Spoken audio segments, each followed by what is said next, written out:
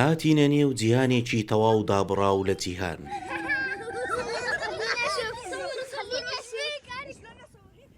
سەرنجمان لەسەر منداڵانی داعشە لە کەمپی ڕۆژ.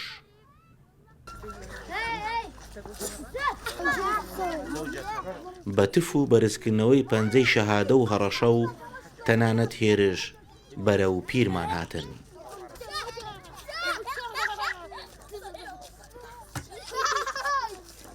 بە ڕوخساریان دیارە بێگانەن لەم ناوچەیە، لە ئۆیگۆری چینەوە بگرە تا چیچانی ڕووسی و ڕەشپێستی ئەفریقی و زەردپێستی مالیزیایی و سپیپێستی ئەوروپی و ئوستوراڵی، بەڵام زۆربەیان نازانن باوک و باوانیان کێن. باوکت کێ بوو لە نێو داعش؟ بەخۆدای ئەس نەزانم باوێ من کی بوو. نازانی باوکت کێیە؟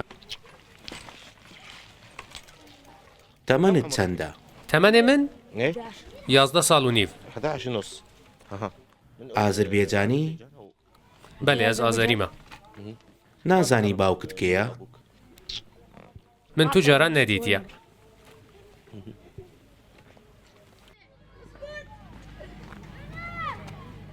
وەک بوونەوەرێکی نامۆ لێت دەڕوانن، دێنە پێش تا بزانن کەی، بەڵام نایانەوێ کەس لە ڕابردوویان بزانێ. خەڵکی کوێی؟ وەرە تۆ خەڵکی کوێی؟ باوکت لەکوێیە؟ هاتیە کوشتن. کوژراوە؟ ناوی باوکت چییە؟ نزانم. نازانی؟ نە ئەزوو نەتوو ئەم نزانن. لەگەڵ پاشخانێکی پەروەردەیی توند ئاژۆیی هێشتاش منداڵن و دەیانەوێ ئەگەر سنوورداریش بێت چێژ لە منداڵیان ببینن.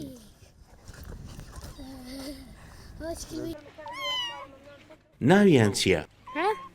ناوی وان نینە.